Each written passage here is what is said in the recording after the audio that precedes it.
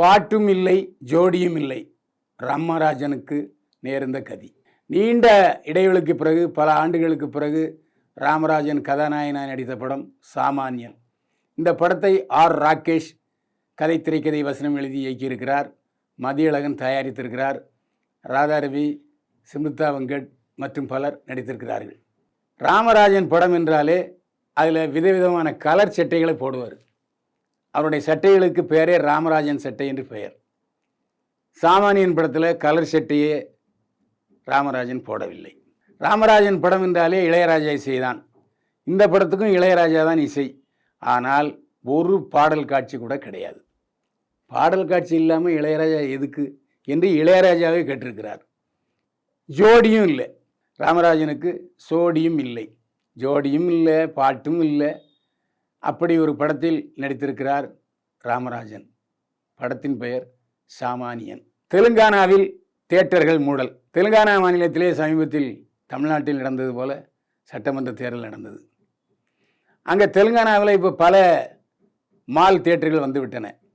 இதனால் ஒரே ஒரு தியேட்டர் உள்ள சிங்கிள் தியேட்டர்கள் கிட்டத்தட்ட 40 தியேட்டர்கள் இப்போது ஒரு 10 நாட்களாக மூடி கிடக்கின்றன.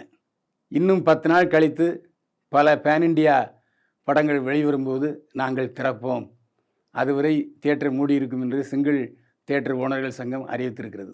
தியேட்டரில் ஆளே வரமாட்டேங்கிறாங்க.